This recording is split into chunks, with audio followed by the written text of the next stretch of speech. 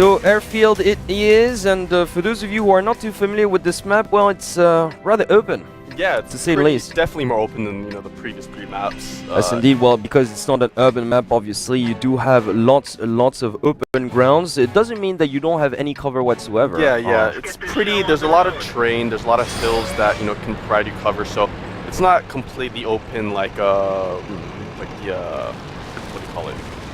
The Abbey or the mines, for instance. Yeah, exactly. But, well, then again, like both starting points, pretty well protected, and yes, a good niche for our heavy artillery, pretty much. So whether you're starting on the eastern side or on the western side, it's pretty even on that front. Now, this map, obviously, yes. Because of the name, well, we do have an airfield on this map as well on the northern side, but well, for lack of a better word, I'm gonna say that it's a death trap indeed, so you don't really want to venture out there. Now, as we can see right now, both teams are on the move, and well, actually tanks have already been spotted at this point.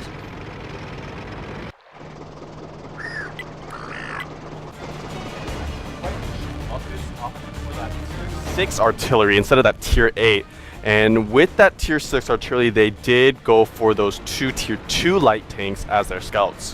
Yes, indeed, that's well, unconventional to say the least. Yeah. Once again, yeah, you would expect the tier 8 artillery just for extra damage, and well, again, opting for T2s instead of T1s, will that make such a big difference in the end? Well, we'll just have to wait and see. But perhaps, then again, if you ask me, perhaps they chose to pick up like those tier 2 light tanks because RTA-E had been doing so much damage because, well, of their player, of course, with the AMX light tank. I don't have to name him, Black Label, who's basically ended up with the most kills so far. Because every single time he took enemy scouts out there. So actually, MUFFETS now responding with an AMX 13 of their own tier 8 tank.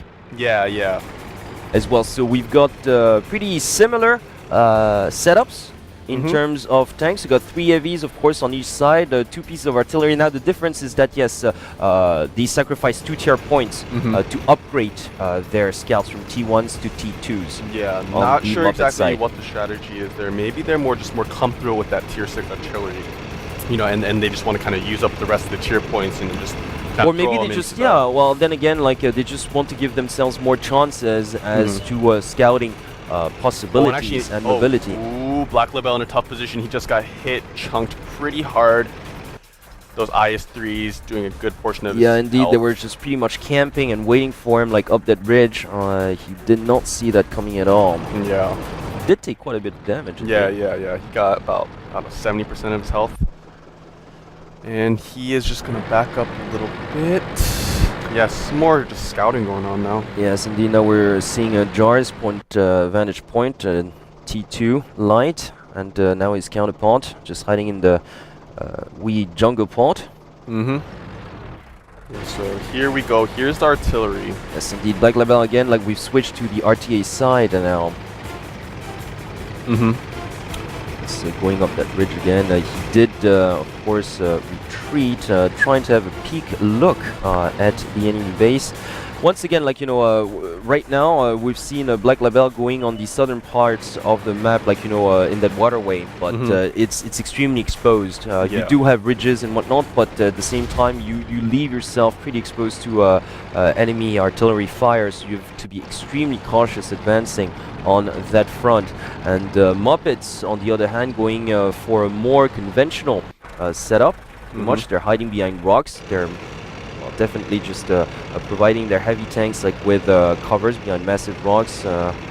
Black Label, true to himself. Yep, so Black Label, the tourist, just definitely checking every single portion of the map and trying to have a peek here at the enemy base. He does have to be careful of the artillery though. If it gets spotted and then the artillery gets a nice shot, then he'll be taken out. And right now, Black Label, as you can see, was just right behind that rock here, right.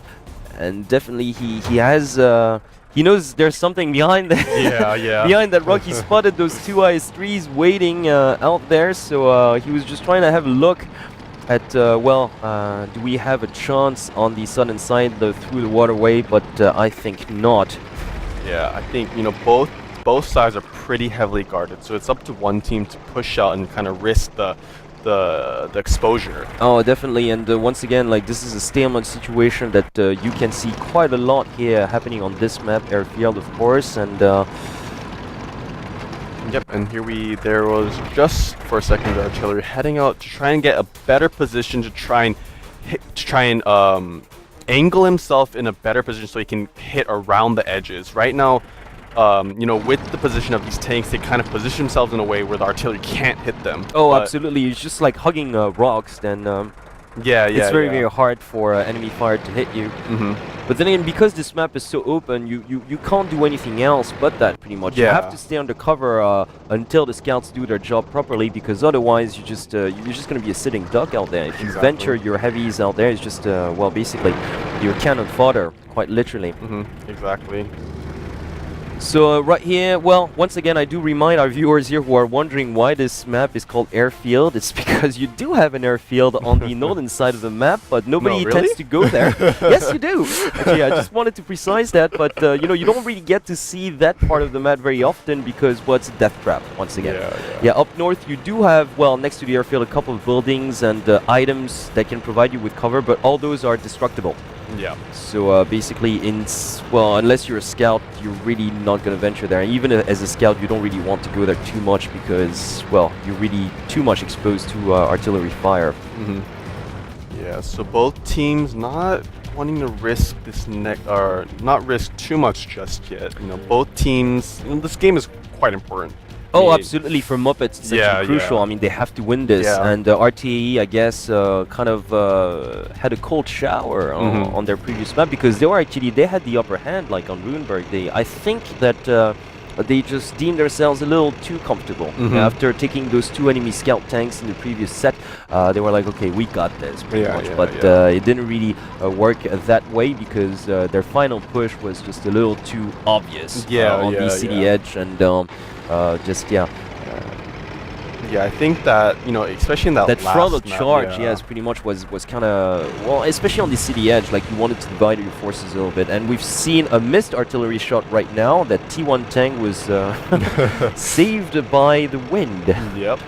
Just barely grazing his butt there. Oh, absolutely. But yes, a huge crater was created right behind him. So yes. This tier 2 light tank, you know, just kind of slightly in enemy territory.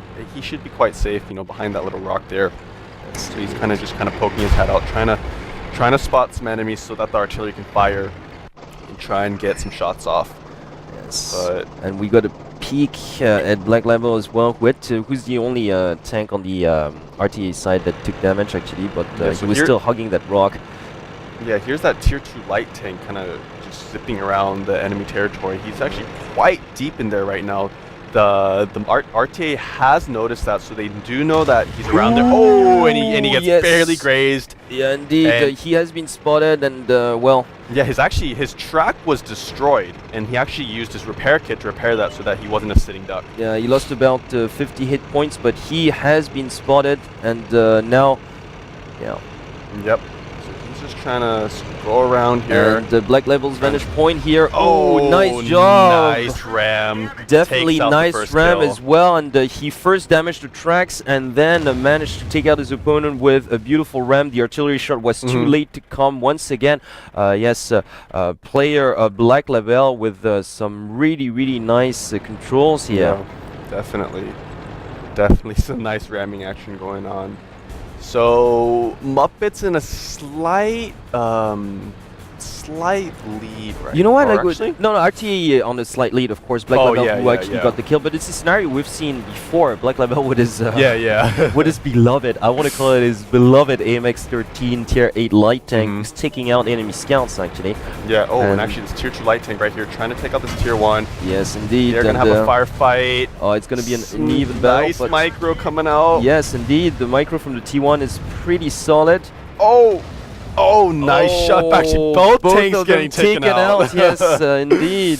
Yeah, both tanks getting taken out there. So once again, a slight lead for RTA-E, as thanks to the Black Label initial kill, pretty much, who drew blood. So right now, well, we were talking about the choice of tier 2 tanks for Muppets. They don't have any more tier 2 tanks. Yeah, so they're gone. Yeah, so their scouts are pretty much all dead. They do have one medium. They do have the MX-13 as well, like right, you know, our player Arutha, who's actually just